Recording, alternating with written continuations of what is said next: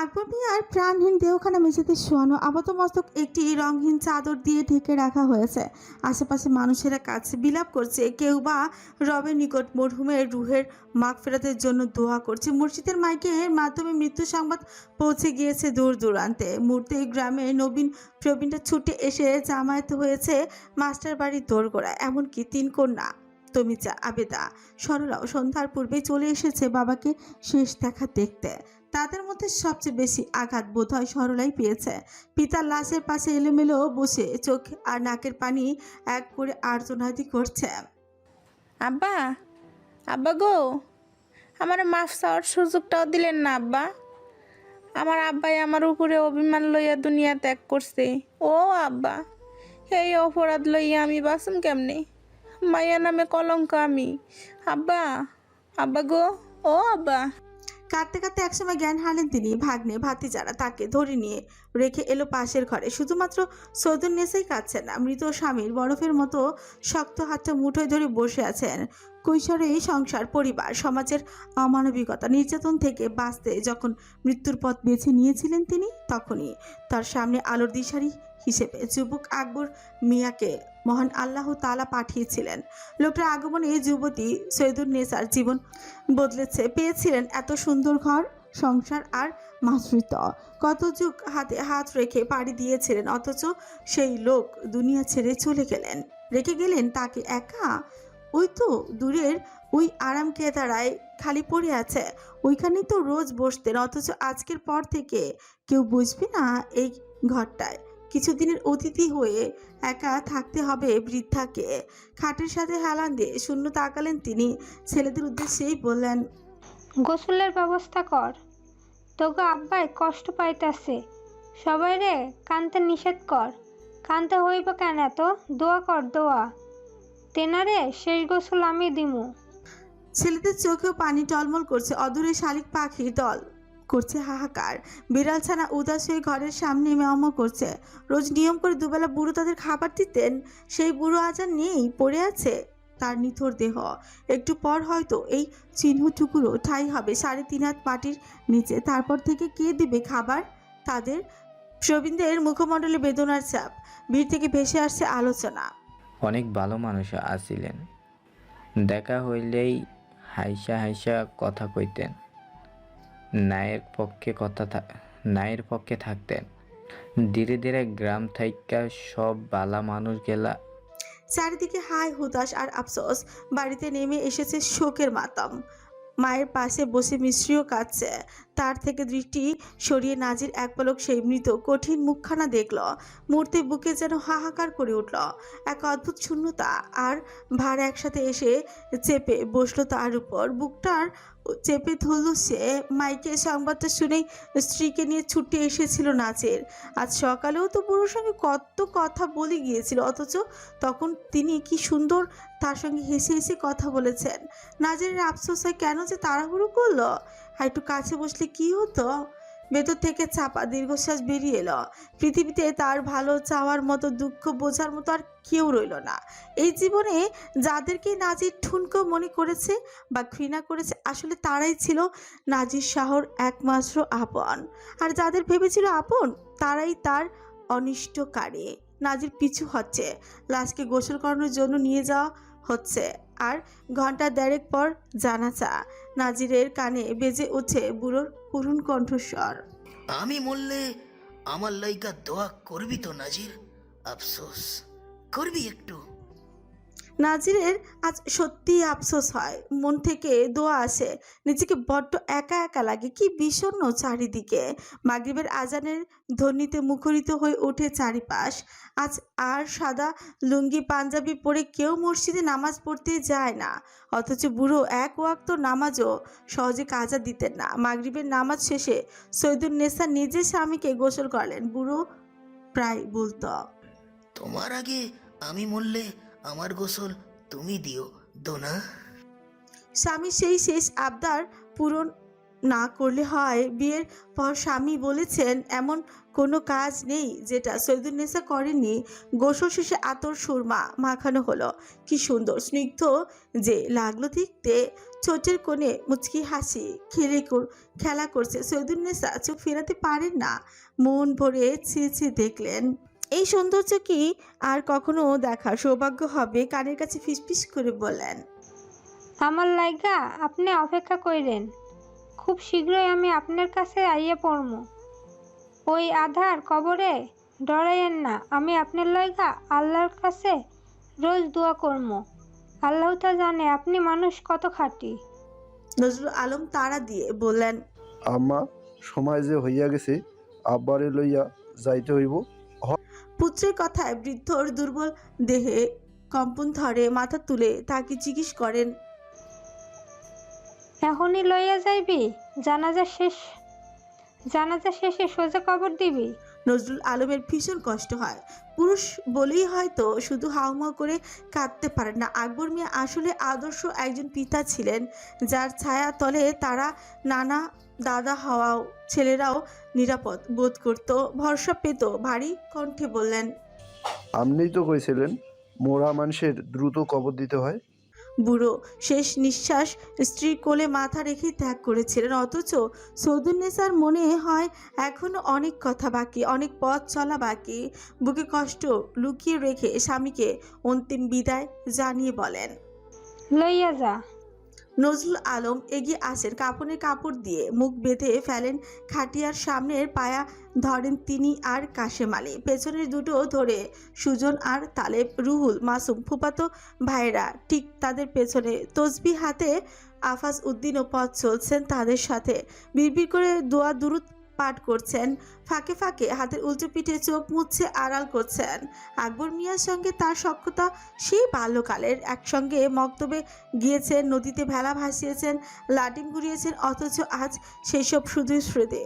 গুনগুন কান্নার আওয়াজ এখনো ভেতর থেকে ভেসে আসছে। যতক্ষণ দেখা যায় ততক্ষণ সেদিকে তাকিয়ে থেকে ঘরে এসে বিছানায় শুয়ে পড়লেন সৈয়দুন্নেসা। বিছানার চাদরে এখনো স্বামীর গন্ধ লেগে আছে। এশার নামাজের পর বিদ্যালয়ের মাঠে জানাজা অনুষ্ঠিত হলো। সচরাচর শুক্রবার ছাড়া মসজিদে খুব একটা মানুষ দেখা যায় না, কিন্তু অবাক করা কাণ্ড, আজ যেন মানুষের ঢল নেমেছে মাঠে। মাসুমের মনে হলো গোটা ইউনিয়নের মানুষ যেন দল চলে এসেছে আজ এখানে। ইমাম অনেক দোয়া দুরুদ পাঠ করলেন, জানাজা শেষ হলো। শেষবারের জন্য বহু মানুষ ছুটে এলো বৃদ্ধকে এক পলক দেখতে। অনেকে কেঁদেও দিল। মাসুম তাদের চেনে না, তবুও কান খাড়া করে শুনতে পেল তাদের কণ্ঠ। অনেক ভালো মানুষ আছিল, আল্লাহ জান্নাতবাসী করুক। জানাজা শেষে মৃতদেহ নিয়ে যাওয়া হলো পারিবারিক গোরস্থানে। এখানে শুয়ে আছেন আকবর মিয়ার পিতা মাতা আর প্রথম স্ত্রী জুলেখা। তার কবর খোঁড়া হয়েছে ঠিক পাশেই, পিতার পাশে। ওই অন্ধকার নির্জন রাত্রিতে এক ছটা হারিকেনের আলোর মধ্যেই আকবর মিয়াকে শোয়ানো হলো কবরে। খুলে দেওয়া হলো মুখের সাদা কাফনের বাঁধন। তারপর শেষবারের মতন বিদায় দিয়ে মাটি চাপা দেওয়া হলো কবরের উপর। খেজুর কাটা দিয়ে একসময় সবাই ত্যাগ করলো স্থানটি। শুধু সবার আড়ালে অন্ধকারের মধ্যে ঠায় দাঁড়িয়ে রইল নাজির। মৃত তাকে বলেছিল অন্ধকার কবরে থাকতে তার কষ্ট হবে, অন্ধকারে সে ভয় পায়। দাঁড়িয়ে থাকা ছাড়া আর কি করার আছে নাজিরের? সে তো অকৃতজ্ঞ। নিজের বাবা মায়ের পরিণতি সম্বন্ধে জেনেও প্রতিশোধ নিতে পারেনি, বরং করেছে শত্রুদের সঙ্গেই বসবাস। খেয়েছে শত্রুর হাতে রান্না করা খাবার। কতক্ষণ যে এভাবেই নাজির দাঁড়িয়ে থাকে সে তার খেয়ালই নেই। তার সময়ও হিসেব করে না। আচমকা ভেসে আসে এক ভারী কণ্ঠস্বর, ক্যাডাই ওইখানে। নাজির পিছু ফিরে তাকায়। অদূরে টর্চ লাইটের আলো তার দিকে তাক করা। নাজির এগিয়ে আসে, মুখটা এবার পরিষ্কার হয়। বৃদ্ধ আফাজ উদ্দিন দাঁড়িয়ে আছেন। তাকে দেখে বেশ কৌতূহল নিয়ে জিজ্ঞেস করলেন, তুই এত রাইতে এখানে কি করস? আপনি কি করেন? মনে শান্তি পাইতেছি না, একদিন তো আমিও এমন কইরা বিদায় নিমু। সবাই একদিন বিদায় নিতে হইব। এখন বাড়িতে যান, রাতের আন্ধারে ঘুরেন না, এমনিতেই হাঁপানির রোগ। দুজনেই তারা একসঙ্গে হাঁটতে লাগলো। বৃদ্ধর হাঁটার গতি ধীর, তাই নাজিরও সেই গতি অনুসরণ করলো। আফাজ উদ্দিন বললেন, সেই ছোটবেলাতে আমরা এক লইগেই বড় হইছি। কৈশোর পার হইতে আমাগো লইগে আয়া যোগ দিল তোর দাদা, কিন্তু সবার আগে তো সেই চলে গেল। সবচেয়ে কষ্টের আসিল তার বিদায়। আল্লাহ হেফাজত করো। দীর্ঘশ্বাস ফেললেন আফাজ উদ্দিন। নাজির চুপচাপ পাশাপাশি হাঁটছে। তিনি ফির বললেন, তোগো মধ্য তো এখন অনেক শত্রুতা, এসব আর মনে পয়সা রাখিস না। নজরুলের বাপ কখনো তোগো খারাপ চাই নাই। এখন তো হের নাতনি বিয়া করছোস, সংসার কেমন চলে? আল্লাহর রহমতে ভালোই। ভালো থাকলেই ভালো। মেন সড়ক পর্যন্ত আফাজ উদ্দিনকে পৌঁছে দিয়ে বাড়ি ফিরে এলো নাজের। মিষ্টিকে আর আনতে গেল না। সদ্য বাড়ির কর্তা মারা গিয়েছেন। এখনো সবার মধ্যে শোক, অস্থিরতা চলছে। থাকুক না হয় কয়দিন ওই বাড়িতে। ফটক পেরিয়ে বাড়ির ভেতর প্রবেশ করতেই দেখা গেল উঠোনে চেয়ার পেতে বসে থাকা আমিরুল শাহ, মুমিনুল শাহ আর সিরাজুল্লাহকে। হেসে হেসে গল্প করছে। লোকটাকে দেখে নাজিরের মাথায় রক্ত উঠে গেল। ইচ্ছে করলো ছুটতে গিয়ে বেধড়ক পেটাতে।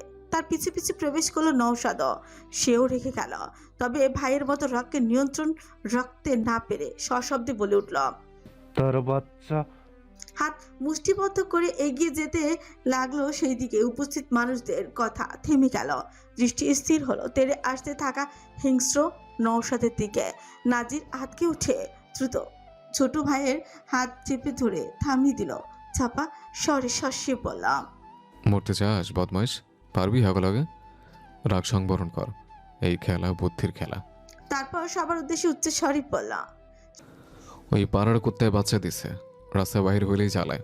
সকলের হতভম্বতা কমলো। ঠেলে ঠেলে নওশাদকে ঘরে পাঠিয়ে দিতে চাইলো নাজির, কিন্তু আমিরুল শাহ বাধা দিলেন। ভাতিজাদের ডাকলেন। এদিকে আয়। নাজিরও পাথর ছেলের মতো এগিয়ে গেল। পেছন থেকে নওশাদও এলো।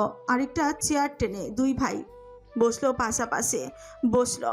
ভালো করে তাকাতেই দেখতে পেল মানুষরূপী অমানুষগুলোর মুখমণ্ডল জুড়ে খেলা করা তৃপ্তির হাসি। শিরাচোলা চাপা দীর্ঘশ্বাস ছেড়ে বললেন, আল্লাহর মাল আল্লাহ লইয়া গেছে। বয়স তো কম হইল না। যত তাড়াতাড়ি মানুষ মরে ততই ভালা।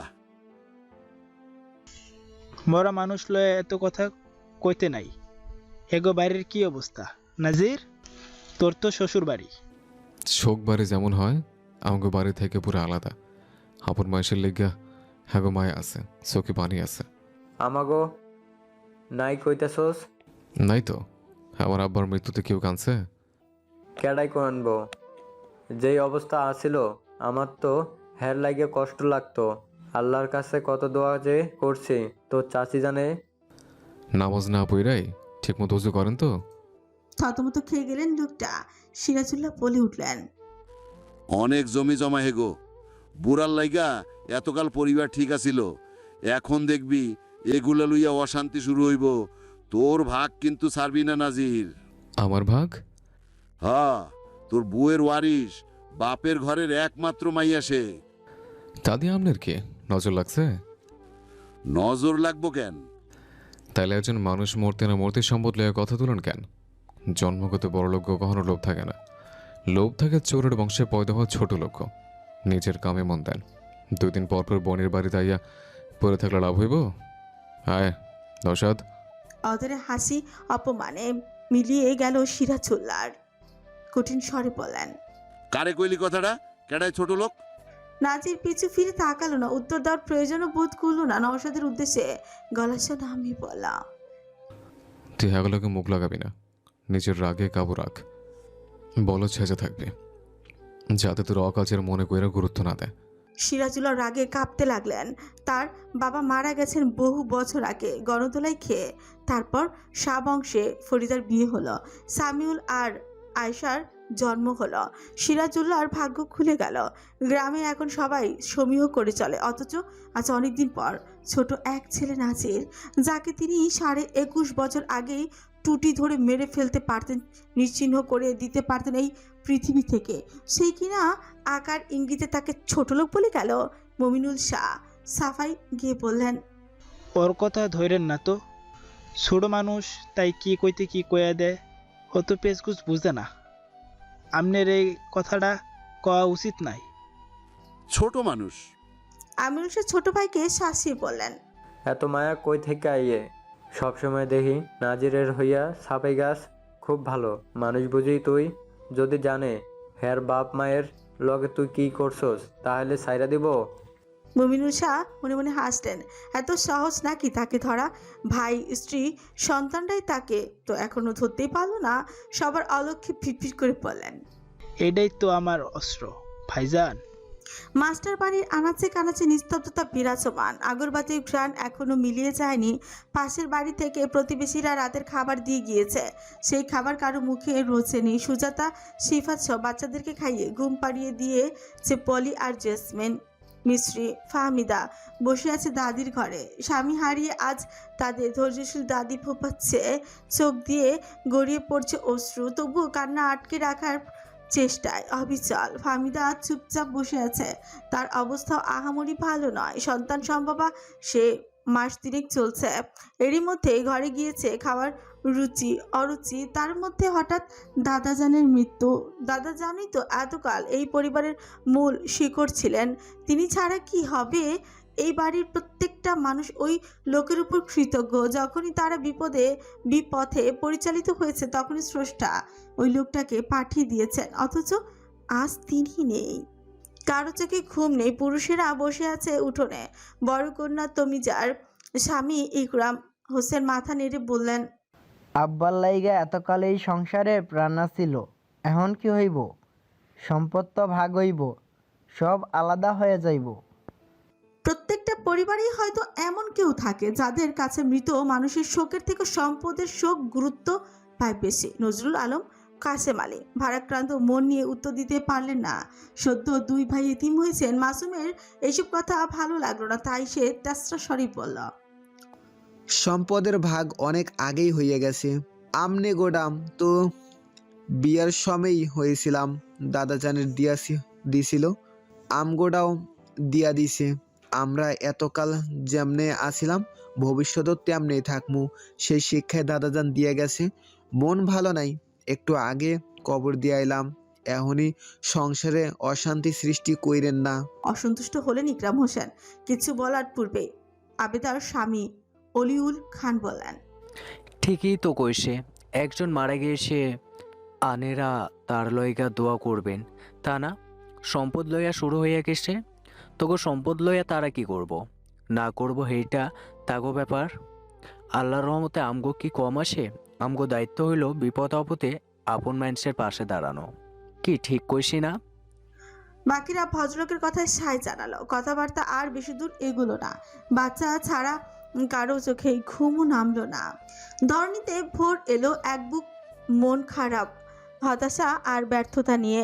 রোজ কেজির ওপর কেজি দুধ দেওয়া গাভী জোড়া মরে পড়ে আছে গোয়ালঘর, অথচ গতকালও তারা সুস্থ ছিল।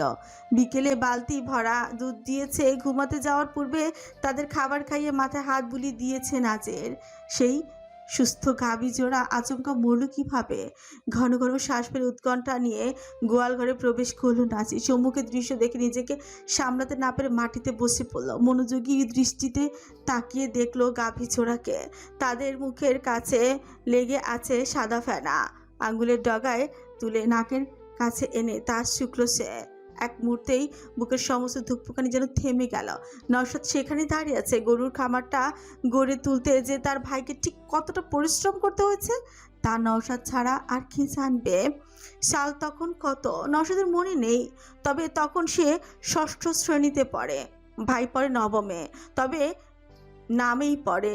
পরীক্ষা ছাড়া বিদ্যালয়ের ধারে কাছেও তাকে দেখা যেত না। শিক্ষকরা প্রায়শই এসে বলতেন, নাজির কই রে নওশাদ, কাল তাকে ক্লাসে থাকতে বলবি, না হলে কিন্তু পরীক্ষায় বসতে দিব না।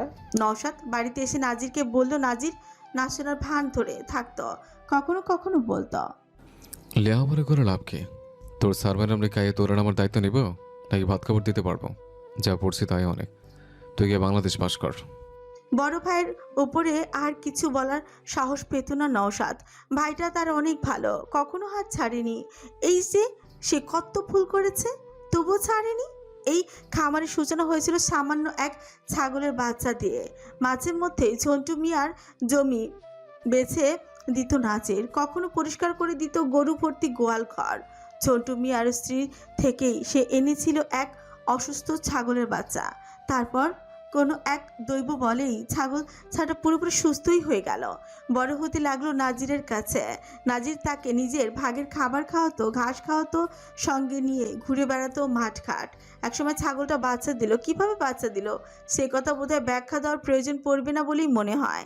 আশেপাশে তো আর পুরুষ ছাগলের অভাব নেই। রিজিক সফলতার সব আল্লাহ তরফ থেকেই আসে। মানুষের কাজ আল্লাহর উপর বিশ্বাস রেখে পরিশ্রম করে যাওয়া। নাজিরও তা করেছে শেষবার। ছাগলটা তিনটে বাচ্চা দিল। এতগুলো ছাগল পালা নাজিরের পক্ষে সম্ভব নয়। নাজিরেরই তো ঠিক মতো খেতে পায় না। সে আবার ছাগল রাখার মতো জায়গা অবশ্য ছিল না। তবুও খালি পড়ে থাকা ঘরেই রাতটা কাটিয়ে দেওয়ার ব্যবস্থা করে দিয়েছিল। ছানার একটু বড় হতেই মা ছাগল রেখে বাকিগুলো সে বিক্রি করে দিল। সেই টাকায় কিনে আনলো একটা খাসি আর কিছু খাবার। পরের বছর বেশ চড়া দামে খাসিটা বিক্রি করে দিল কোরবানির ঈদের হাটে। এভাবেই নাজিরের মাথায় ব্যবসায়িক চিন্তা এলো। ওই টাকায় ভাইয়ের জন্য কিছু পোশাক আশাক, আবারও ছোট এক জোড়া খাসি কিনে আনলো সে। বড় করে পরের বছর এইভাবেই বিক্রি করে দিল। বাড়িতে তুলল পুরনো টিনের চালা আর মাটির দেয়াল দিয়ে একটি গোয়াল ঘর। পরপর বেশ কয়েক বছর ওভাবেই করতে করতে মুনাফা আর পশু দুটোই যখন বাড়লো, তখন সামাদ মিয়ার বুদ্ধিতে হাটে গিয়ে কসাইয়ের থেকে কম দামে কিনে নিয়ে এলো একটি বাছর। দুর্ভাগ্যবশত সেই বাছর 1 বছর পালার পর মারা গেল। নাজিরের কি যে কষ্ট হয়েছিল সেটা সেদিন কেঁদেছিল পর্যন্ত। তারপর খেতে খামারে হাটে বহু পরিশ্রম করে বাড়ির বাদ বাকি সব ছাগল বিক্রি করে কিনে ফেললো একটি গরু। আল্লাহ এবারও তার সহায় হলেন। পরের বছর জেলা শহরে হাটে গিয়ে এক ধনী ব্যক্তির কাছে চড়া দামে সেই গরুটা বিক্রি করে এলো। সেখান থেকে নাজিরের উন্নতি শুরু। ধীরে ধীরে গরুর সংখ্যা বাড়লো। মাটির গোয়াল ঘরে গাঁথুনি হলো ইটের। নতুন ঘর তুললো। ভাইকে পড়াশোনার জন্য শহরে পাঠালো। অন্যের অধীনের কাজ ছেড়ে শুরু করলো নিজ জমি এবং অন্যের জমি বর্গা নিয়ে চাষবাস। মিল্টন লতিফকেও নিয়ে নিল কাছে। বর্ণনা দেওয়া সহজ হলেও নিজের অবস্থান বদলাতে নাজিরের কম কিছু করতে হয়নি। অথচ আজ তার আদর যত্নে বড় করা পোষা গরু দুটো মারা গেল। খামারের সবচেয়ে বেশি দুধ দেওয়া গরু। কত ক্ষতি হয়ে গেল ছেলেটার। এই ক্ষতি কিভাবে কতদিনে পোষাবে সে? নওশাদ আনত স্বরে জিজ্ঞেস করল। এবার কি হবে ভাই? নাজির উত্তর দিল না। ফরিদা দূরে বসে আহাজারি করছেন। তার আহাজারিতে ভেতর থেকে বেরিয়ে এলেন আমিরুল শাহ আর সিরাজুল্লাহ। গত রাতে আর বাড়ি ফেরেননি তিনি। এই বাড়িতেই থেকেছেন স্ত্রী সন্তানেরা নিজের বাড়িতে। তারা এসে মৃত গাভী দুটোর দিকে তাকিয়ে মুখ দিয়ে আফসোস ভরা শব্দ করলেন। আমিরুল শাহ দুঃখ নিয়ে বলেন, আহারে, তাজা গাই গরু দুইটা কেমনে মইরা পড়স। মাইনসের জীবনেরই গ্যারান্টি নাই, আর এ তো গরুই। এখন কি করবি রে নাজির? কত ক্ষতি হইয়া গেল। কোন পাপের শাস্তি যে আল্লাহ দিল। নাজির চট করে মাথা তুলে তাকালো তাদের দিকে। ছোট উল্টে রেখেছে অথচ চোখ জোরে খেলা করছে প্রগাঢ় আনন্দ। এরাই কি তবে জঘন্য কাজটা করলো? গত রাতের অপমানের প্রতিশোধ নিল? নাজিরের চেহারা কঠিন হয়ে এলো। মিল্টন লতিফ এসেছিল দুধ দুইয়ে নিয়ে যেতে। এমন অবস্থা দেখে তারাও হয় হাই হুতাশ করছে। মুমিনুল শাহ মেসক করতে করতে বড় ভাইয়ের পাশে এসে দাঁড়ান। আচমকাই কথার মধ্যে বলি উঠলেন, মুখে ফেনা কি আর? মনে হইতেছে কেউ ইচ্ছা কইরা বিষ দিয়া মারছে। মর্জিনা স্বামীর কথায় মাথা নাড়িয়ে বলেন, আমারও তাই মনে হইতাছে। না হইলে সুস্থ দুইটা গাই হঠাৎ কইরা মরে কেমনে? আমিরুল শাহ সিরাজুল্লাহর মুখভঙ্গি বদলে গেল। তাও খুব ভালো করে লক্ষ্য করলো নাচের। নিশ্চিত হলো ছোট চাচা এসবে নেই। চোখ রাঙিয়ে তাকে ইশারায় ধমক দিয়ে চুপ থাকার নির্দেশ দিলেন আমিরুল শাহ। সিরাজুল্লাহ বললেন, কার এত বড় সাহস যে শাহবাড়ির ঢিকা নাজির শাহর গরু মারব?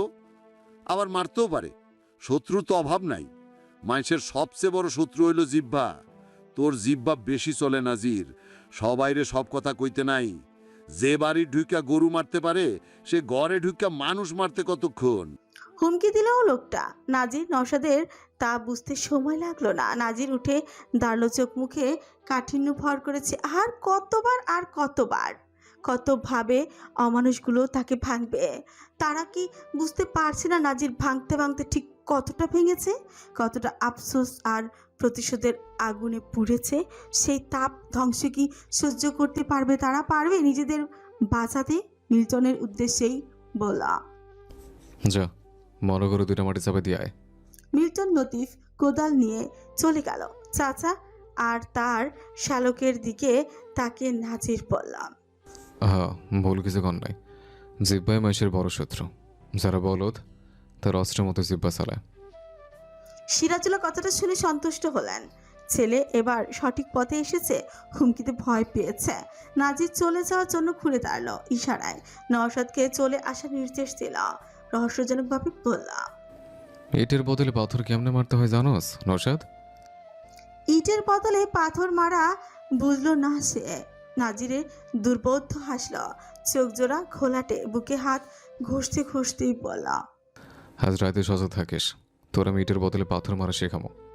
নওশাদের মস্তিষ্ক কথাগুলোর মূল অর্থ ধরতে পারল না, তবে পাল্টা প্রশ্ন করলো না। তার মনটাও খারাপ। বাড়িতে আত্মীয় স্বজন দিয়ে ভরা। মরহুম আকবর মিয়ার আত্মীয় স্বজন, 3 কন্যার পরিবার, কাসেম আলীর শ্বশুর বাড়ির লোকজন, বাড়ির মেয়েরা সহ তাদের স্বামী সন্তান। বরিশাল থেকে আসতে কায়সার ইসলামদেরও ভোর হয়েছে, তাই জানাজা অংশগ্রহণ করতে পারেননি। শেষ দেখাও দেখতে পারেনি। তাই নিয়ে বৃদ্ধর আফসোস যেন শেষই হচ্ছে না। বেয়ের সঙ্গে গলায় গলায় ভাব না থাকলেও দুইজনই একে অপরের ভীষণ পছন্দ করতেন। তাই তো বিনা দ্বিধায় এত দূরে আদরের কন্যাকে বিয়ে দিয়েছিলেন কায়সার ইসলাম। নিজের আফসোস দুঃখ মনে চেপে রেখে জামাতার উদ্দেশ্যে সান্ত্বনা দিয়ে বলেন, মন খারাপ কইরো না আব্বাজান, আল্লাহর কাছে দোয়া করো। একদিন সবাইরে এই দুনিয়া ত্যাগ করতে হইব। এমন এই বাড়ির কর্তা তোমরা 2 ভাই, তোমরা দুর্বল হইয়া গেলে এই বংশের হাল ধরব কেডায়? তোমাগর লইয়া বিআই সাহেব অনেক গর্ব আসিল। জন কথা হইতো তখনই তোমাগর প্রশংসা করত। দুর্বলতা বেশি প্রকাশ করলে আশেপাশে শত্রুরা পাইয়া বইব।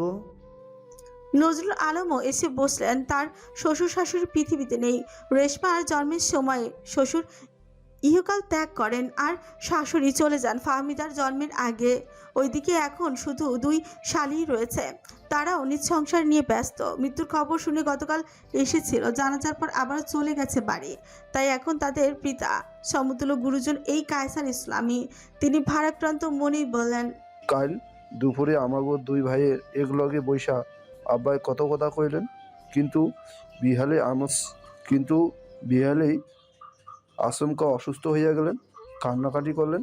আমাগো হাত ধইরা কয়টা কথা কইয়াই কথা শেষ করতে পারলেন না তিনি। বহু কষ্টে চোখে পানি আটকে দীর্ঘশ্বাস ফেললেন। কায়সার ইসলাম তাদের সান্ত্বনা দিলেন, ইহকাল পরকাল নিয়ে কথা বললেন। একটু পর সেখানে এসে বসলো তার 2 পুত্র, নজরুল, কাসেমের বোন জামাই সহ ভাগ্নে আর মেয়ে জামাইরা। শুরু হয়ে গেল তাদের গল্প গুজব। বড় মামা বলি উঠলেন, মিসির জামাই কই? হ্যারে তো একবার দেখলাম না। শত্রুতা এখনো তো মিটে নাই। যতই হোক দাদা শ্বশুর তো। হ্যাল্লাকে আবার আমাকে কি শত্রুতা? মনোমালিন্য যা আসিল বিয়ার পরই তো আব্বা মিটাই নিছে। তাইলে আইলো না কে? কেডা কইছে আহে নাই? কালকে সকালে তো দাদা জানার লাগে গল্প কইরা গেছে। মরার সম্বত পাইয়া বিকালে মিশনারি লইয়া দেখা গেছে। জানাজা পড়া কবর দেওয়ার সময়ও আছিল। ও, সবাইরে দেখলাম কিন্তু তারে দেখলাম না, তাই জিগাইলাম। বিয়ার সময় তো আইতেই পারি নাই। এক গ্রামের, তাই বাড়িতে গেছে গা। বহু বছর পর একসঙ্গে হওয়ায় তাদের গল্পের আসর জমে উঠল। সৌদুন্নেসার ভীষণ জ্বর। মিষ্টি তার শিওরে বসে এতক্ষণ জলপট্টি দিচ্ছিল। বহু কষ্ট সকালে কিছু খাইয়ে ওষুধ খাওয়াতে পেরেছে, তবুও জ্বরের ঘরে বিড়বিড় করছেন বৃদ্ধা। দিলারা বেগম ফলমূল নিয়ে ঘরে এলেন। বিছানায় বসে শাশুড়ির কপাল গলায় হাত রেখে বললেন, আমার কাছে আমি আছি, তুই এখন যা। মিষ্টি মাথা নাড়িয়ে চলেই যাচ্ছিল, তিনি পিছু ডেকে বললেন, তুই আজ যাবি গা? জামাই কি লইয়া যাইতে আইব? বলতে পারছি না, কিছু তো বলেনি। বিহালের দিকে বাড়ি খালি হইয়া যাইব। রেশমা, কাজলের পোলাপাইন স্কুল খোলা, ফাহমিদা পোয়াতি, তাই হের হরি আপাতত থাকতে নিষেধ করছে। তুই কয়দিন থাইক্কা জামা, কাছাকাছি তো বাড়ি। আচ্ছা দেখি। মিষ্টি নিজের ঘরের দিকে পা বাড়ালো। পথেই দেখা হয়ে গেল ছোট ফুপু সরলার সাথে। মুখখানা মলিন, চোখের কোণে শুকিয়ে আছে অশ্রু। রুবিও পাশেই বসা। জামিল আসেনি। এই গ্রামে পা দেওয়া তার জন্য নিষিদ্ধ। রুবিও একটু পর চলে যাবে। সরলা থাকবে কিনা বলা যাচ্ছে না। এই বাড়ির কেউই তার সঙ্গে কথা বলছে না, এমনকি বোনেরাও এড়িয়ে চলছে। মিষ্টিকে দেখতে কেমন যেন তার তাকিয়ে রইল। সেই দৃষ্টিতে আজ আর ঘাবড়ালো না মির্জা। মাথা উঁচু করেই গম্ভীর মুখে প্রবেশ করলো নিজের ঘরে। ফাহমিদার ঘর এখন আর ফাঁকা নেই। সেই ঘরে তার স্বামী থাকার সম্ভাবনা বেশি। কিছুক্ষণ বাদে ফাহমিদা আর পলি এলো ঘরে। পলির পেটটা একটু উঁচু হয়েছে। ফাহমিদার এখনো বোঝা যাচ্ছে না। ননদ ভাবিতে দুজনেই বিছানায় বসেছে। পেটে হাত বুলাতে বুলাতে ফাহমিদাই বলল, তোর ইচ্ছা করে না কি মা হইতে? কবে হবি? জামাইরা কষ না কেন? বাপ হওয়ার শখ নাই বেড়ার? লজ্জা গিলে খেয়ে চোখ মুখ কুচকে নিল মিশ্রি। মুখ ফিরিয়ে বলল, তোমাদের মুখে কিছু আটকায় না? না, বিয়ের পর তুমি যা তা হয়ে গিয়েছো আপা। লজ্জার কি আছে? এমন ভান করে যেন জামাই ধরে না সয় না। তোমরা আসলেই যাতা, তোমাদের সঙ্গে আমার কোনো কথা নেই। আরই বলে এই ঘর থেকে বেরিয়ে এলো সে। ছোট বলে যখন তখন তাকে লজ্জা দিতে চলে আসে এরা। পথে দেখা হয়ে গেল পরিচিত এক মুখের সাথে। তাকে দেখে ফ্যালফ্যাল করে তাকে রইল আরিফ। শাড়ি পরায় মেয়েটাকে ভীষণ সুন্দর লাগছে। আগের থেকে স্বাস্থ্য খানিকটা কমেছে, তাতেই যেন লাগছে অপসরা। মুখ ফুলিয়ে বলল, তোর জামাই কি তোকে খেতে দেয় না? এত চিকন হয়েছিস কিভাবে? আরিফের সঙ্গে বরাবরই মিশ্রির দা কামরার সম্পর্ক। সেও মুখ বাঁকিয়ে বলল, আগের থেকে সুন্দরী হয়েছি, তাই না? পেতনি হয়েছিস। তার মানে সুন্দরী? কই তোর খাইল্লা জামাই? কাইল্লা কাকে বলো? তোমার থেকে অনেক সুন্দর, লম্বা, শক্তিশালী। তোমার মতো চিকাকে মাথায় তুলে আছাড় মেরে দিতে পারবে। সব মুটকি, জামাই নিয়ে কি গর্বের কথা? ঠিকই তো বিয়ে না করার জন্য কেঁদেছিলি। একবার পালাতে পারলে এখন আমার বউ হয়ে ঘুরতে হতো। ভালো হয়েছে পারিনি। পাশ কাটিয়ে চলে গেল মির্জা। আরিফ সেদিকে তাকিয়ে সামান্য হাসল। ঘোলাটে চোখে বেদনার স্পষ্ট ছাপ। যেই বেদনা সম্পর্কে কেউ কখনো জানেনি, আর না কখনো কেউ জানতে পারবে। যা মানুষের ভাগ্যে থাকে না, তা শত চেষ্টার পরেও সে অর্জন করতে পারে না। আর যা ভাগ্যে থাকে তা পাহাড়ের চূড়ায় থাকলেও ঠিকই একদিন না একদিন সেই মানুষটার দরজায় এসে কড়া নাড়ে। তার জলজান্ত উদাহরণ তো মিশ্রি নামক মেয়েটি। নাজির শাহর ঘরণী। একা একা হাঁটতে হাঁটতে দালানের শেষ মাথায় পৌঁছে গেল মিশ্রে। ফুফাতো বোনদের দেখে থেমে গেল সে। একজন বড় ফুপু তমিজার কন্যা ফিরোজা, অপরজন মেজ ফুপু আবেদার দ্বিতীয় কন্যা শালিক। মিষ্টি তাদের কাছে এসে বসল। এই দুজন তার যে বড় বয়সে হলেও এখনো অবিবাহিত, তাই তাকে নিয়ে দুষ্টু কথা বলার সুযোগ নেই। শালিক হেসে জিজ্ঞেস করল, কেমন আছোস? আলহামদুলিল্লাহ, তুই? আর ভালো থাকা। নানাজনের মৃত্যুতে মন ভালা না। আমায় কইছিল শীত আইলে বেড়াইতে আইব। এবার আইলে অনেকদিন থাকবো, কিন্তু শীত হওয়ার আগে। মিশ্রি প্রতিউত্তর করল না, চুপচাপ শুনল। বহুদিন পর এই মেয়েটার সঙ্গে তার দেখা হয়েছে। মেজ ফুপুর দুজন মেয়ে, ছেলে একটা আছে, তবে অনেক ছোট। সুজাতার বয়সী। ফুপুদের মধ্যে মেজ ফুপু সবচেয়ে সুন্দরী এবং তার ধনী ঘরে বিয়ে হলেও সন্তানের জননী হতে হতে জীবনের অর্ধেকটা সময় পেরিয়ে গিয়েছে। তাই সন্তানদের তেমন একটা কাজ ছাড়া ফুপুও করেন না। বাকি ভাই বোনদের সঙ্গে প্রায় দেখা হলেও এদের দেখা পাওয়া ভারী কঠিন।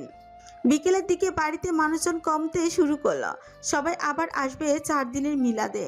তবে মিশ্রি নানারা আপাতত যাচ্ছেন না, একেবারে 4 দিন পরে ফিরবেন। ফুপুদের এগিয়ে দেওয়ার জন্য মাসুম রুহুলকে পাঠানো হলো। ইকরাম হোসেন অলিউল খানের সঙ্গে কথা বলতে বলতে নজরুল আর কাশেম আলীও পথ ধরে হাঁটছেন। কথার এক ফাঁকে অলিউল খানকে নিয়ে হাঁটার গতি কমিয়ে দিলেন কাশেম আলী। বাকিরা সামনে গিয়ে যেতে তিনি বললেন, মৃত্যুর আগে আব্বা একটা আবদার করছিল দুলাভাই। কি আবদার? কথাটা বলার জন্য থেমে সময় নিলেন তিনি। অলিউল খানের আগ্রহ বাড়ল, জিজ্ঞেস করলেন, আমগো লইয়া? হ, শালিকে বিয়া লইয়া। কথার মধ্যে থামাথামি আমার পছন্দ না কাশেম। যা কাউসার জলদি কও। আপনি তো জানেনই সব। মাইয়া জামাইগো মাঝে আমনেরই আব্বা একটু বেশি বিশ্বাস করত। তার কইতে তেনার লাইগাই তো এত সম্পদ ক্ষমতা চাচাতো ভাইগো থাইকা রক্ষা করতে পারছি। আব্বার ইচ্ছা হয়েছিল নওশাদের লগে শালিকে বিয়া দিত। কাল সকালে কথাটা তুললো, আর তারপরে তো নওশাদ কেটা? ফতো চাচার নাতি সুবাহান ভাইয়ের ছোট পোলা। বড়টার লগে তো আমার মাইয়াই বিয়া দিয়েছেন আব্বাই। পোলা কেমন? কি পোলা ভালা, বড়টা থেকে ভদ্র নরম স্বভাবের, অনেক শিক্ষিত, শহরে বড় বিশ্ববিদ্যালয় থেকে ডিগ্রি লই আইছে। আমনে চাইলে আলাপ করে দিব, তবে একটু খুঁত আছে। খুঁত তো চন্দ্রেরও থায়, তাই না? তবে ধরতে পারেন ওইটা অল্প বয়সের ভুল মানুষ মাত্রই করে। ভুল? কাশেম আলী পিতার মতন অত বুদ্ধিমান না হলেও কথার প্যাচে মানুষ নাচাতে ভালোই পারেন। তাই প্রথমেই কথাটা বললেন না, বরং হাঁটতে লাগলেন সামনের পথ ধরে। আগে গুণ বলা যাক, তারপর না হয় খুদ। ঠান্ডা নিমজ্জিত কুয়াশার চাদরে মোড়ানো একটি নিস্তব্ধ রাত। গ্রামের মানুষ ঘুমে বিভোর। কোথায় কি হচ্ছে সেদিকে কারো কোনো খেয়াল নেই। হঠাৎ কারো পায়ের আওয়াজে গোয়াল ঘরের গরুগুলো চিৎকার করে উঠল। তবে সেই চিৎকার বেশিক্ষণ স্থায়ী হলো না। পরিচিত মুখ দেখে থেমে গেল তারা। ভেতর থেকে ভেসে এলো আমিরুল শাহর ঘুমন্ত কণ্ঠের চিৎকার। কেডারে? চাদরের আড়ে লুকায়িত মুখগুলো আরো সতর্ক হলো। শব্দহীন পা ফেলে খুঁটি থেকে শক্ত বাঁধন খুলে গোয়ালের সুস্থ একজোড়া ষাঁড় গরু আর একটি দুধের গাভী নিয়ে সাবাড়ির পেছনের ফটক দিয়ে বেরিয়ে এলো। শুনশান মহাসড়কের কিনারায় দাঁড়িয়ে আছে একটি পিকআপ। চালকের আসনে বসে ঘুমে ঠুলছে মির্জন। জানালার কাছে আচমকা টোকা পড়ল। তাতে ঘুম না ভাঙায় নাজির থত পিষে বলল, ওঠ গোলামের পুত। লাফিয়ে উঠল ছেলেটা। দরজা খুলে বেরিয়ে এসে জোরপূর্বক খেসে বলল, সারাদিন খাটছেন, এখন আবার রাতেও কাম করাইতেছেন ভাইজান, তাই ঘুমায় গেছিলাম। এই গরু তিনটা বিল্লাল ভাইয়ের দোকানের পাশের গোডাউনে নিয়ে বাইন্ধা রাখবি। আমার কথা কইলে ব্যবস্থা করে দিব। মিটন মাথা নাড়ল। তিনজনেই মিলে গরু তিনটে বহু কষ্টতে ঘাড়িতে তুলে শক্ত করে বাঁধল। ইতস্তত করে বলল, এটা কি করতেছেন ভাইজান? আমরা চুরি করতেছি, যদি হে যায় না যায়? আইসে আমার সৎ মানুষ। মাইশের কাছে রাম হরবি চুরির সময় মনে থাকে না? ওইগুলো আর গরু কি এক? একই, চুরি মানে চুরি, কিন্তু আমারটা চুরি করে না। ওরা আমার গরুটা বিষ দিয়ে মারছে, কিন্তু আমি তো হ্যাগো মতো জালেম না। তার উপরে এমন করে চলতে থাকলে খুব তাড়াতাড়ি আমি ফকির হয়ে যাবো। তোর কামও পুরুষ, তাই এটা শোধ নেওয়ার সঠিক পথ। এই গরুগুলো চড়া দামে বেচছে। কথাটা শেষ না করে থেমে গেল নাচের। নওশাদ বলে উঠল, আবার গরু কিনবা? না, পরে ভাবে দেখবো। হ্যাঁ, দুইটাই গিয়ে আসল কাম কই রায়। বোর্টরে বিশ্বাস নাই। গাড়ি চালানোর সময় আবার না ঘুমায় যায়। আর হ, মুখ যাতে বন্ধ থাকে। কাক পক্ষী যদি টের পায় তাহলে তোরে আমি ইচ্ছা মতো খেঁচা দেবো রে বলতো। মিল্টন দাঁত দিয়ে জিভ কামড়ে ধরল। মাথায় হাত রেখে দুই দিকে নাড়ি বলল, কি যে কন্যা ভাইজান, আমনে যা করেন তাই আমার কাছেই ঠিক। যে আমনের শত্রু সে আমার শত্রু, কেউ জানবো না।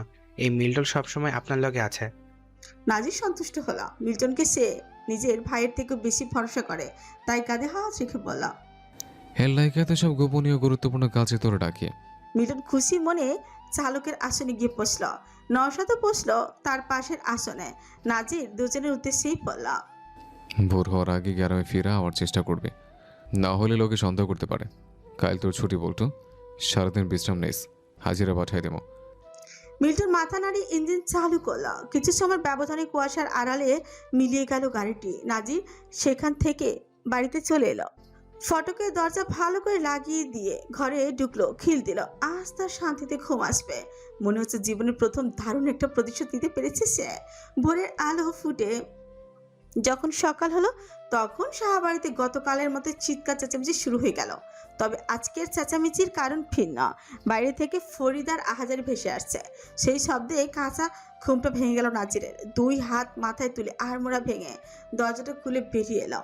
উঠোনে মোটামুটি সাহাবাড়ির সবাইকে দেখা যাচ্ছে, সাথে আছে আশেপাশের প্রতিবেশীরাও।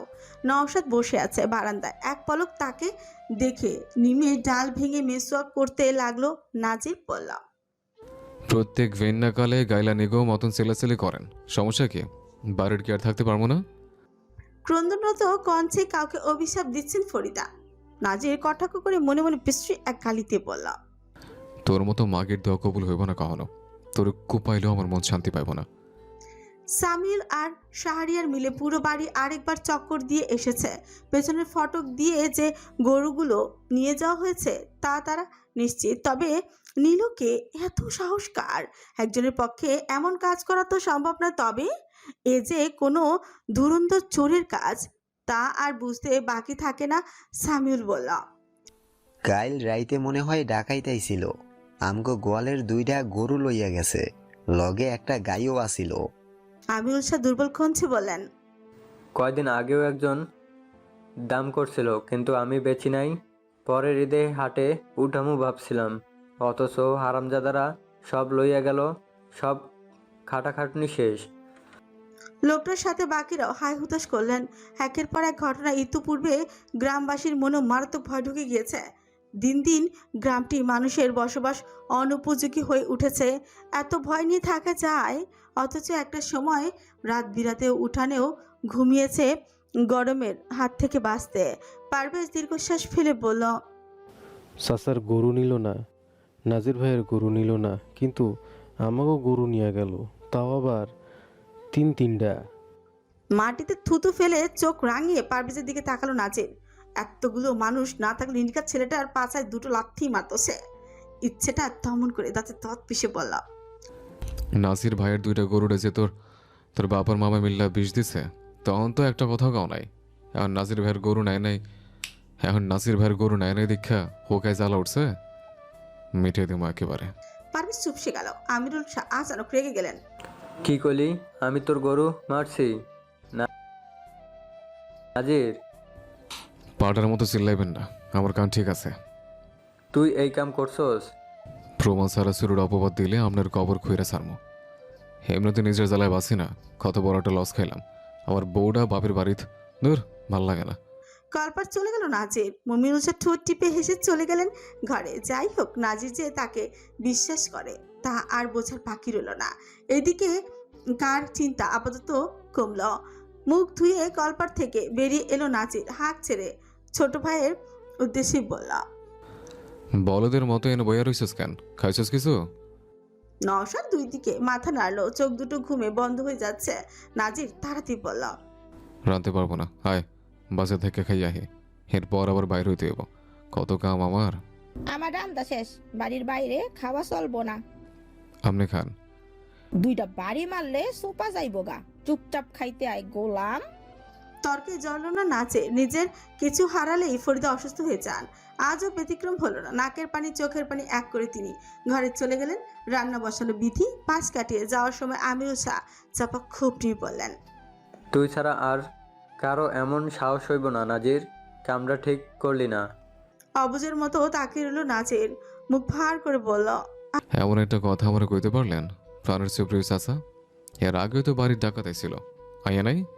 আমি দেশে ডাকাত ধরছি। গত রাইতে আপনার সামনে আমি ঘরে ঢুকছি, আবার আপনার সামনে সকলে শব্দহীনা বাইর হয়েছে, তাইলে? ফজরের নামাজ পড়স নাই তুই? তখন দেহস নাই? নিজের গরুই তো মনে দেখছি ভরে, আপনি টাসে না গেছে কেমনে জানবো? এত যুক্তির সামনে হার মেনে নিলেন আমিরুল শাহ। নাজির হেসে বলল, খেলা এখনো শুরু হয়নি বড় চাচা, যখন শুরু হইব তখন আর অংশগ্রহণ করার সুযোগ পাইবেন না, মনে আছে? একবার আমি আপনারা কইছিলাম আমি আমার বাপের মতন না, আইজ আবার কইতাছি, তবে একটা ভুল শুধরাই নিতেছি, আমি আপনার মতনও না। বইয়ের একদিন আমার কইল, তুই একেবারে তোর দাদার মতন হইছস, একেবারে সাহসী সৎ, মিথ্যার এক কথায় পায়ের নিচে ফেলার মতো ক্ষমতা আছে তোর। আমি সেই দিন অনেক ভাবলাম, দেখলাম আসলে আমি দাদার মতন হয়েছি, কারণ আমার চাচারা তো অমানুষ, মিথ্যুক, ভীত, তোর অন্যায় করে লুকাইয়া কিন্তু আমি যা করি সবার সামনে দিয়া। কথা শেষ করে সোজা ঘরে চলে গেল নাচের। আমির শাহ হতভম্ব হয়ে সেখানে দাঁড়িয়ে রইলেন। বুড়ো আর কি বলছে? কিসের খেলার কথা বলছে নাজির? শীতের মধ্যে এই কপালে ঘাম জমলো তার। বাম হাতের উল্টো পিছে মুছে ঘরে চলে গেলেন। সিরাজ নেই, গতকাল বিকেলে বাড়ি ফিরে গিয়েছে। এর কোনো ঠিক নেই, নিজের মর্জি মাফিক চলে, যেখানে খুশি যায়, যা ইচ্ছে করে, অথচ নিজের প্রয়োজনে আমির শাহ তাকে কখনই পান না। আকবর মিয়ার মৃত্যুতে আজ তৃতীয় দিন। বাড়ির সবকিছু আপাতত স্বাভাবিক। রান্নাঘরে রান্না চলছে, খাওয়া দাওয়াও চলছে, একে অন্যের সাথে কথোপকথনও চলছে, দৈনন্দিন জীবনের সব কাজকর্ম। শুধু সৈয়দুন নেসার জীবনটাই স্বাভাবিক হয়নি। একজন বয়োজ্যেষ্ঠর মৃত্যুর শোক গেঁথে আছে সবার মনে। সারাদিনের কাজ শেষে বাড়িতে গিয়ে গোসল সেরে খাবার খেলো নাচের। বিশ্রাম না নিয়ে ফিটফাট হয়ে সোজা চলে এলো শ্বশুরবাড়ির ফটকের সামনে। কালো রঙের লোহার দরজা হাট করে খোলা, ভেতর থেকে ভেসে আসছে পুরুষদের কথাবার্তা। এত শত না ভেবে গলা ছেড়ে ভেতরে প্রবেশ করতে নাজির ললটে ভাঁজ পড়লো। উঠোনের এক পাশে তৈরি বাঁশের মাচায় বসে আছেন কয়েকজন লোক। চেনা বলতে শুধুই সুজন। ভদ্রতার সহিত সবার উদ্দেশ্যে সালাম দিল নাজির। সবাই সালামের জবাব নিতে সুজনের উদ্দেশ্যেই বলল, আমার বউ কই, ডাক দাও।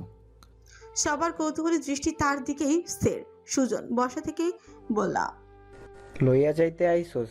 বাড়ির অবস্থা কেমন জানোসই তো, কয়টা দিন থাকুক। পর নয় আবার আইয়া বেড়াইয়া যাইব। এখন আমার বউ আমার ফেরত দাও। সুজন দীর্ঘশ্বাস ফেলল।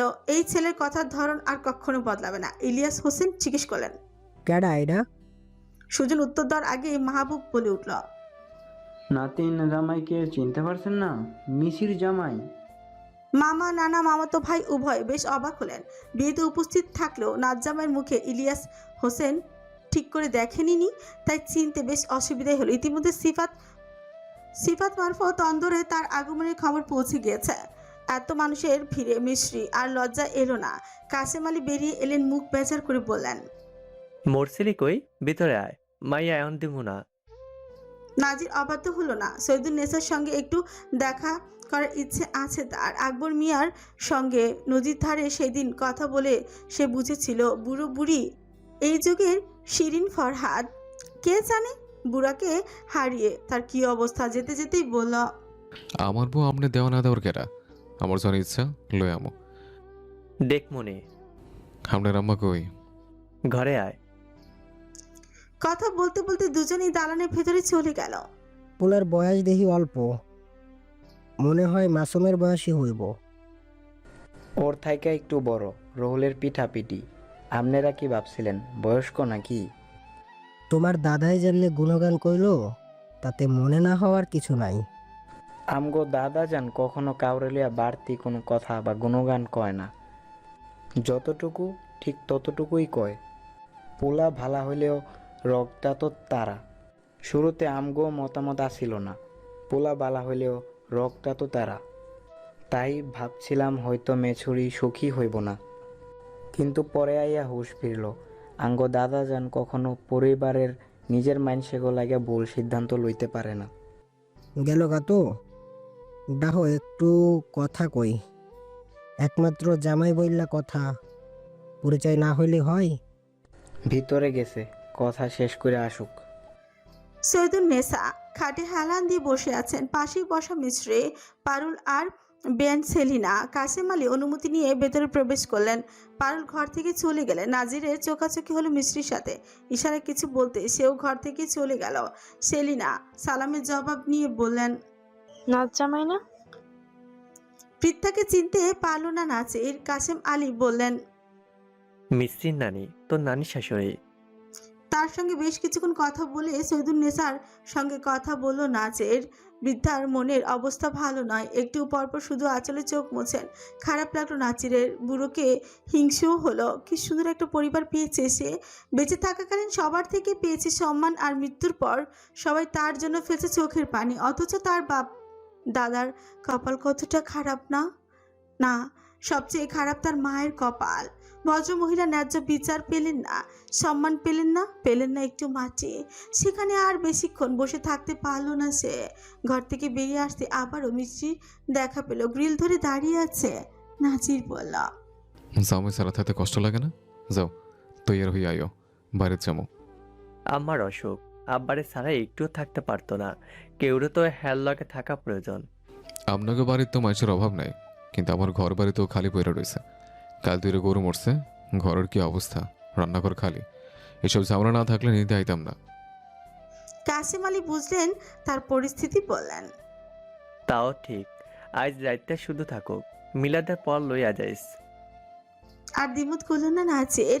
এক পলক স্ত্রীর দিকে তাকিয়ে ধীর পায়ে শ্বশুরের পেছনে হাঁটা তুলো মিস্ত্রি আবারও চলে গেল দাদির ঘরে। কাসেম আলী বললেন, আব্বা কি কইছিল মনে আছে? কত কথাই তো কইছে, কোনটার কথা কন? নরসাদের বিয়ার কথা। এমনই ভাবতেছি না, তালাকের বেশি দিন হয় নাই, এখনো হয় কিছু বলতে পারে নাই। লগে পারিবারিক ঝামেলা তো আছে, তার উপরে বেকার। আমি এখন চাইতেছি যে কোনো উপায়ে দেশের বাইরে পাঠিয়ে দিতে। দেশের বাইরে পাঠাইয়া দিলেই কি সব সমস্যার সমাধান হইয়া যাইব? বিয়ে করলেই বুঝি সমাধান হইব? একবার তো করছেই, এখন রোজগার শিখুক, তারপর না হয়। সুযোগ কিন্তু সবসময় আইয়ে না। ওই বিয়া ভুল আছিল, তাই বইলা পরেরটাও যে ভুল হইব তার কি নিশ্চয়তা আছে? সুযোগ? বাপের এক বলা হইও আমার আব্বা এক গ্রামে এত বড় পরিবার গঠন করিয়া কেমনে টিকা থাকতে পারছে জানোস? বুদ্ধি লইয়া। জীবনে একলা একলা বেশি দূর আগানো যায় না, লাগে শক্ত বন্ধন। টেয়া কামানোই সফলতা না। তোর চাচারা তোগো থেকে শক্তিশালী, কারণ তোগো সন্তান আছে, বুদ্ধি আছে, ক্ষমতা আছে, পরিবার আছে। তোর কি আছে? নাজির উত্তর দিতে পারল না। কাসেম আলী শ্বাস ফেলে বললেন, প্রথম যখন আব্বা তোর লগে আমার মিস্ত্রি বিয়া ঠিক করছিল, তখন ভাবছিলাম হয়তো তোর মাধ্যমে ওই বাড়ি দুইকা তোগো থেকে আমাকে বেজ্জতির প্রতিশোধ নেব। কিন্তু পরে জানলাম বিয়ার মূল কারণ তোর পায়ের তলা জমিন মজবুত করার লাগা তার এই সিদ্ধান্ত। এখন হয়তো জিগাবি কেমনে, তুই একটু চিন্তা করলে বুঝা যাবি। আগে মাইসের শক্তি ক্ষমতা বাড়ানোর লাগা ক্ষমতাশালী পরিবার পোলা মায়া বিয়া দিয়া সম্পর্ক মজবুত করত। এই যে আমাগো বাড়ির প্রত্যেকটা মায়ের নাম জাদা বাড়িতে বিয়া হয়েছে। বড়বাবু তামিজার বিয়া হয়েছে মাওনার বেশ নাম কার রইস পরিবারে। মেজবাবু আবেদার বিয়া হয়েছে কালীগঞ্জের প্রভাবশালী খাবারের বড় পোলার লগে। সরলার বিয়া হয়েছে ভূয়া বংশে, কিন্তু জামাইটা অল্প বয়সে মইরা যাওয়ায় হ্যার আইজ এই দুরবস্থা। বাইজানের দুই মায়ারও বড় পরিবারে বিয়া হয়েছে। আমার শ্বশুরবাড়ির মাইসে শিক্ষিত, বাইজানের ভাইরা রাজনীতি করে। এইগুলাই হইল আমাগো শক্তি। এই লাগাই কারো সাহস নাই সরাসরি আমাগো ক্ষতি করার। তো পারিবারিক কাহিনী হইলে আমি কি করবো? না হলে বুঝবি কেমনে? মেজ দুলাভাইয়ের দুই মাইয়া এক পোলা। বড়জনে বিয়া দিছে বগুড়া গ্রামের চেয়ারম্যানের নাতির লগে। কয়দিন পর চেয়ারম্যান হইব পোলার বাপে। হেরা খা বংশের মানুষেরা খুব প্রভাবশালী। বাপ একবার যদি নওশাদের লগে হের মাইয়ার বিয়া হয়, তাইলে আত্মীয়তার সম্পর্ক কতটা মজবুত হইব। আওয়াজ হওয়া লাগিয়েই থাকবো। এদিকে আমরা আছি, ওদিকে খা বংশ শক্তি বাড়ব।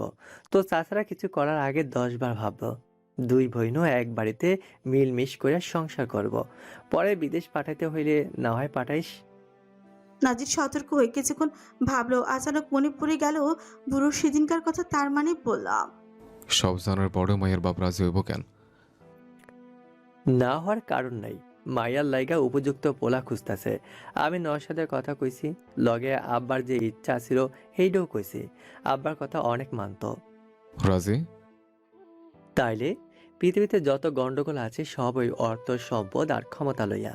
হ্যাঁ অনেক সম্পদ, কিন্তু পোলা মাত্র একটা, তাও ছোট। এইগুলা চাচাতো ভাইগো থেকে রক্ষার লাইগা তো মাইয়া জামাই এখন একমাত্র ভরসা। নওশাদের কাছে মাইয়া দিলে হেই মাইয়া আমাগো গ্রামে আমাগো কাছেই থাকবো। তো রাজি হইব না কেন? ভাবার লেগে সময় লাগবে। বাপ, তবে বেশি সময় দেওয়া যাইব না। আমরা তোর শত্রু না নাজির। তুই আমার একমাত্র আদরে মাইয়ার স্বামী। তোর ক্ষতি কইরা আমাগো কি লাভ? কাগর লাভ তা তুই ভালো করেই জানোস। আমার মিস্ত্রির ভালো লাগা যত দূর যাওয়া প্রয়োজন আমি যাব। বিপরীতে নাজির নীরব রইল। আরিফের বাবা তখনই ডাকলো। কাসেম আলী হেসে বললেন, আইতাছি। আমনে গো ভাগ্নির জামাই, আমি কি পরিচয় করাবো? গম্ভীর কণ্ঠে জামাতার উদ্দেশ্যেই বললেন, মিস্ত্রির বড় মামা, সরকারি কলেজের মাস্টার। তার এক বন্ধু আবার ডিজে। আমাকে মিস্ত্রি নিজে পোলার বউ হিসাবে ঘরে তোলার ইচ্ছা ছিল, কিন্তু আব্বা শেষ মুহূর্তে রাজি হন নাই। হ্যাঁ লাগে খুব চতুরতার সাথে কথা কইতে হইব। নাজির হ্যাঁ না কিছুই বলো না, শুধু লোকগুলোকে দেখল। ভর দুপুরে অথচ তেজস্বী সূর্যকে আজ দেখা যাচ্ছে না কোথাও। আকাশটা মেঘলা, যেদিকে চোখ যায় সেদিকেই সফেদ কুয়াশায় ঢাকা। শুক্রবারের জুমার নামাজ শেষে মসজিদে মিষ্টি বিতরণের মাধ্যমে শেষ হলো মরহুম আকবর মিয়ার মৃত্যু পরবর্তী 4 দিনের মিলাদ। আত্মীয় স্বজন যারা এলো তারা মিলাদে শেষে চলেও গেল নিজেদের গন্তব্যে। মসজিদ থেকে বের হতেই নাজির নওশাদের পথ রোধ করলেন। দাঁড়ালেন নজরুল এবং কাশেম আলী, 2 ভাই। তাদের সাথে অলিউল খানের পরিচয় করিয়ে দিলেন। বিশেষ করে নওশাদকে লোকটার হাবভাব দেখেই বুঝাই গেল ছেলেটাকে বেশ মনে ধরেছে তার। কথাবার্তা শেষে ভিন্ন পথ ধরল দুজন। নওশাদ মিনমিন করে বলল, লোকটার হাবভাব খুব একটা সুবিধার লাগলো না। অদ্ভুত দৃষ্টিতে তাকিয়ে আমায় দেখছিল। কি কথা হয়েছে তোমাদের মধ্যে? পেছনে 2 হাত রেখে সামনে তাকিয়ে নাজির হাঁটছে। প্রত্যুত্তরে সরাসরি বলল, তোর বিয়ার ব্যাপারে কথা হয়েছে। নওশাদ প্রতিমধ্যে থেমে দাঁড়ালো, অবাক হয়ে জিজ্ঞেস করলো, মানে?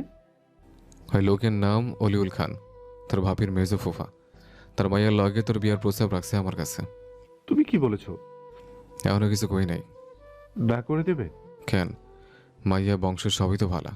তোর ভাবির ফুফাতো বোন লাগে, সংসার অশান্ত হইব না। এক লগে মিলমিশ করে 2টাই সংসার করব।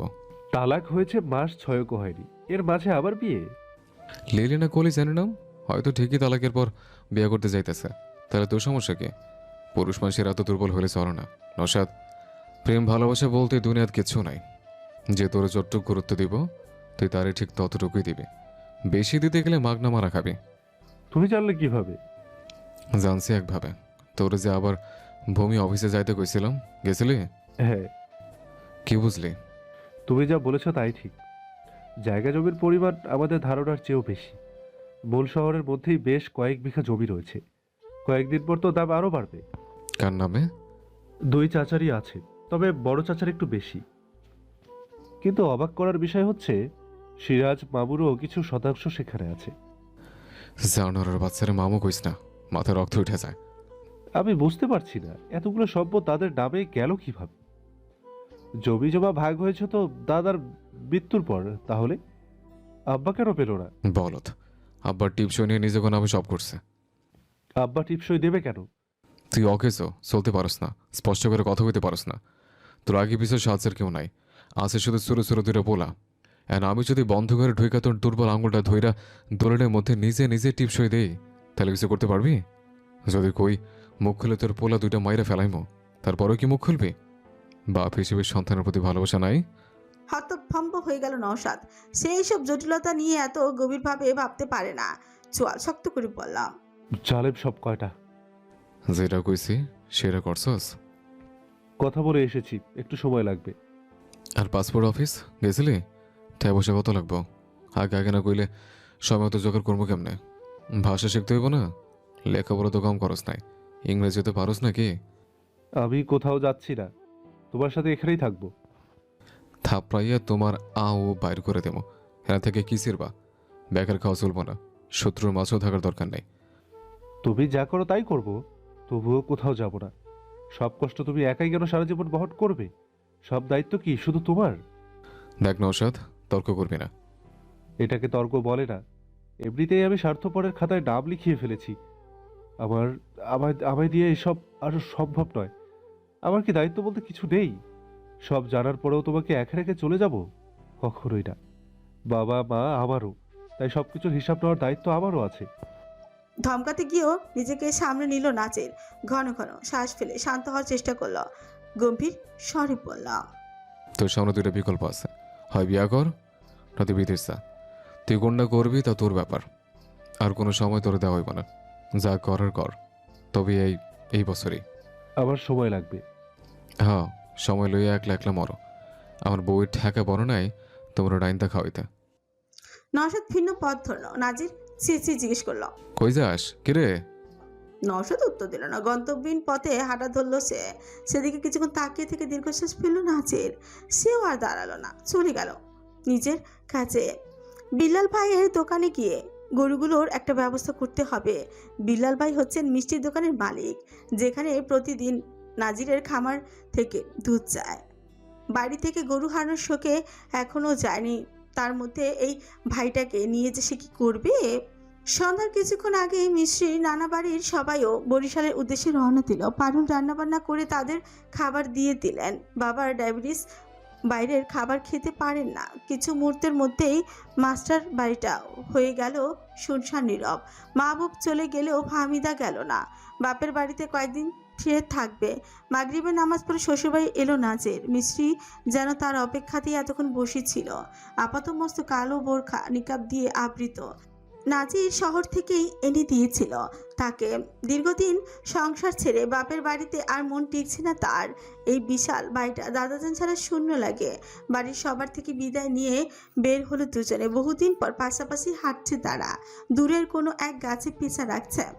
গুরুজনরা থাকলে নির্ঘাত বলতো অসময় পেঁচা ডাকার মানে অশুভ কিছু হতে চলেছে, খারাপ লক্ষণ। কিন্তু নাজির কুসংস্কারে বিশ্বাস করে না। আমাদের একজন সৃষ্টিকর্তা আছেন, তিনি থাকতে জগতের কোনো অশুভ শক্তির ক্ষমতা আছে নাকি সৎ বিশ্বাসী মানুষদের অনিষ্ট করার? নীরবে দুজন হাঁটছে।